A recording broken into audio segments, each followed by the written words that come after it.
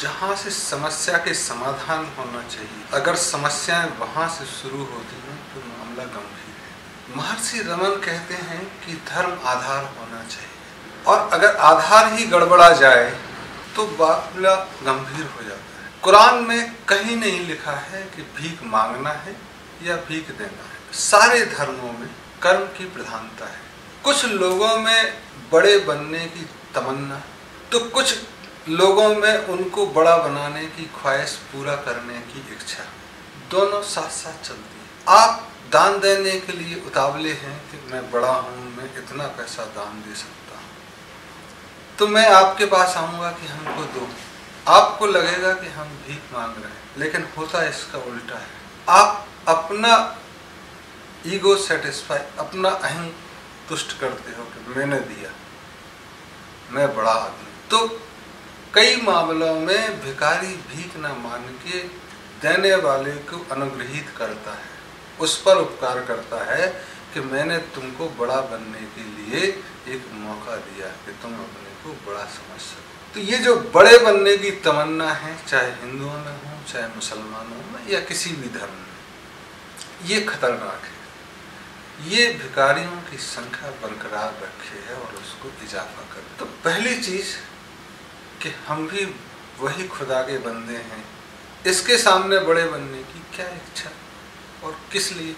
अगर समाज में, मुस्लिम समाज में या हिंदू समाज में भिखारी मौजूद हैं और फिर हम धर्म का बड़प्पन देके उनको कर रहे हैं कि भीख ले जाओ आज के दिन, क्योंकि रमजान का महीना है या दिवाली है, तो बाकी समय उनका क्या हो। तो सामाजिक चिंताएं खत्म हो गई हैं, व्यक्ति अलग थलग हो रखा है, इसलिए वो उस दिन कुछ दे दो तो हमारा काम पूरा हो।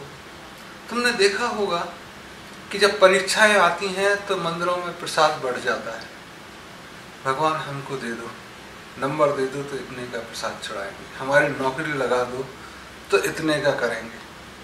और पंडित और मौलवी या पादरी लोग उसको बढ़ावा देते हैं, क्योंकि चढ़ावा आएगा।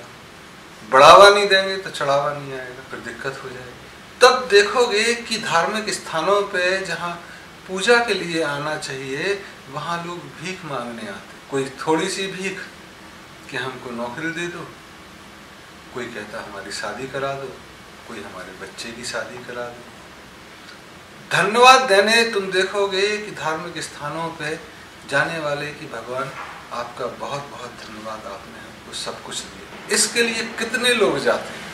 तुम देखोगे कि पूरी दुनिया में जितने लोग धार्मिक स्थानों पे जाते हैं, उसमें से चुनिंदा ही लोग जो अपनी बुजुर्गी में जाते दिखते हैं कि चलो जिंदगी में एक बार हज कराएं, वो वहाँ धन्यवाद देने कुछ लोग नजर आते हैं कि इतना पैसा कमाया, अब कुछ धर्म के नाम पे खर्च करके आते हैं, कुछ शांति ले। वह लोग सही मायने में मंदिर जा रहे हैं, भीख मांगने नहीं जा रहे। और अगर हज पे भी भीख मांगने जा रहे हैं, यहाँ तक कि सलामती की भीख भी अगर मांग रहे हैं तो भी भीख ही है, धन्यवाद देने जाना होता है। तब आप अगर धन्यवाद देने जाओगे और बाद में अपना कुछ दोगे तो वो दान कहलाएगा। तब आप उसके लिए पात्र ढूंढेंगे कि इसका पात्र क्या है। जैसे कन्यादान करते हैं तो लड़का ढूंढो, ऐसे ही किसी को कन्यादान नहीं कर देते। रक्तदान करते हैं तो कोई बीमार आदमी है और आप अपनी इच्छा से करते हैं, उसकी कोई जोर जबरदस्ती नहीं होती है,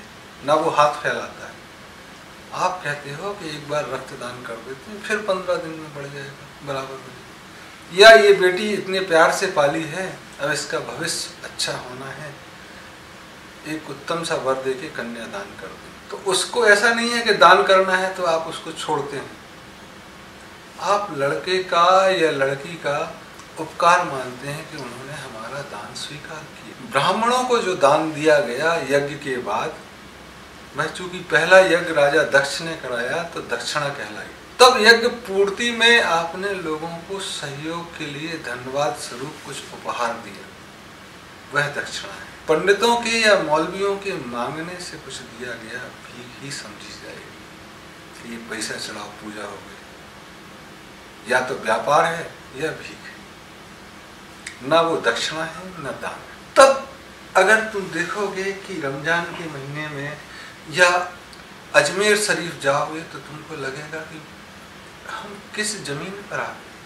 वहाँ भीख मांगने का ठेका होता है, सारे भिखारी बैठे रहते हैं और शाम को एक जगह भीख इकट्ठी होती है, सबको खाना दिया जाता है, बीच में चाय बिस्कुट दिए जाते हैं और कुछ पैसा खर्च करने को जैसे पान बीड़ी सिगरेट पीने को लिए दिया जाता है। बाकी जो सबसे ज़्यादा लेगा वो वहाँ ऑर्गेनाइज करेगा कि हमारे ही लोग ठेका भीख मांगेंगे। यहाँ तक तो ठीक है। तुम देखोगे कि हज में भारत, पाकिस्तान और बांग्लादेश से बाकायदा हवाई जहाज का टिकट कटा के हज में भेजा जाता है भीख मांगने। उन पर 70-80 हज़ार रुपये खर्च किए जाते हैं और बदले में वो रमजान के महीने में 4 से 5 लाख रुपए कमा के लाते हैं। तो ये धर्म के नाम पे कलंक है। अगर मथुरा में विधवाएं भीख के सहारे चल रही हैं तो ये हिंदू समाज पे कलंक है। अगर मेरा भाई या कोई खत्म हो गया है तो भाभी की जिम्मेदारी हमारी है, ना कि मथुरा में भीख। ऐसे ही कोई तलाक हो गया है तो उसको वेश्या बनाने की जरूरत नहीं है या भिखारी बनाने की, यह समाज की जिम्मेदारी है। पूर्व में जैसे हमने कहा कि विधवा, बेसहारा, अनाथ की जिम्मेदारी चाणक्य ने कहा कि समाज की हो, क्षमा करें, चाणक्य ने कहा कि ये राज्य की जिम्मेदारी है, लेकिन वो पूर्णतः सच साबित नहीं हो पाई क्योंकि राज्य बदलते रहे। मुझे लगता है कि यह जिम्मेदारी समाज की है। जैसे शादी समाज कराता है, एक दूसरे की देखरेख समाज करता, ऐसे ही अनाथ, बेसहारा, विधवाओं की जिम्मेदारी भी समाज की है। सरकार की इतनी ही जिम्मेदारी है कि वो अपने करों को इतना करे कि लोग समाज में भी सहयोग के लिए अनाथ, बेसहारा और उनके लिए रख सके। और जो अनाथ, बेसहारा, अपंग, ऐसा नहीं है कि इनमें कोई शारीरिक क्षमता नहीं होती या वो भीख ही मांगना चाहते, उनको काम करने के मौके चाहिए। तो अगर समाज जिम्मेदारी उठाएगा तो समाज काम भी कराएगा। कई घरों में तुम देखोगे कि विधवा भाई बहन वो भी सब काम करते हैं, दूसरे तरह के काम करते हैं और कई बार बहुत महत्वपूर्ण काम करते हैं। उनको दरकिनार करने जरूरत नहीं है। दरकिनार करने से कुछ हासिल नहीं। धर्म जो निकाह पढ़वाता है, शादी कराता है, उसको ये सोचना होगा कि हमारे समाज में लोग भीख ना मांगे और न भीख देके बड़प्पन का महसूस करें। तो सबसे पहले तो यह है कि बड़प्पन की भावना जो आती है रमजान के महीने में, जो 2.5% हदीस में लिखा हुआ है कि 2-2.5% आप अपनी कमाई का रमजान के महीने में यतीमों को दें, या हिंदू धर्म में लिखा हुआ है और भी सिख में भी कि 12% आप धर्म के नाम पे दें। अगर उसको देखेंगे 12%, तो एक नियम बनता है कि 12% समाज के लिए और 12% सरकार के लिए, 12% माँ बाप के लिए, 12% पति पत्नी और 12% बेटा बेटी के लिए एक नियम बनता है। उसके हिसाब से चाहिए समाज को कि ऐसे लोग उस 12% से पले बढ़े और अपना सहयोग दें समाज में। और जब समाज ऐसा करेगा, चाहे वो मस्जिद हो, गुरुद्वारा हो, चर्च हो, तब खाली बैठने के लोग खाना नहीं खाना चाहेंगे, वो चाहेंगे कुछ काम भी करें, चाहे वह सफाई का काम हो, चाहे वह सुरक्षा का काम हो, चाहे पेड़ों में पानी डालने का है। तब एक सामाजिक व्यवस्था का विकास होगा और हो सकता है कि तब आपकी म्युनिसिपल कॉर्पोरेशन की जरूरत ना रहे, वो सफाई अपने आप में। तब पब्लिक डिस्ट्रीब्यूशन, बीपीएल कार्ड की जरूरत ना रहे, क्योंकि समाज ये चीज़ें उठा रहा है। हो सकता है कपड़े और दूसरे जो प्रोग्राम सरकार चलाती है उसकी जरूरत ना हो, चाहे गरीबी, गरीबी, लो पॉवर्टी लाइन, जितनी भी योजनाएं हैं उनकी जरूरत ना पड़े। इस दिशा में कदम उठाना जरूरी है। अभी दिक्कत ये होती है कि जब हम कोई स्कीम लाते हैं तो वो कहते हैं हमारे समाज में तो ऐसा नहीं। किसमें अगर मंदिर आगे आ गया तो मस्जिद विरोध दिखाएगी कि हम नहीं करेंगे, हम तो सिर्फ नमाज पढ़वाएंगे और मदरसा चलाएंगे। खाना खिलाने में क्या दिक्कत है भाई? मुसलमानों में तो बुजुर्ग लोग खाना खाते हैं, एक थाली में खाते हैं। एक तरह से बड़ी लंगर का काम जो नानक ने किया अरब में पैगंबर के समय से, कि झूठा खाना है तो प्यार बढ़ेगा, तो कुरान खानी या किसी दूसरे नाम से खाना खिलाया जा सकता है।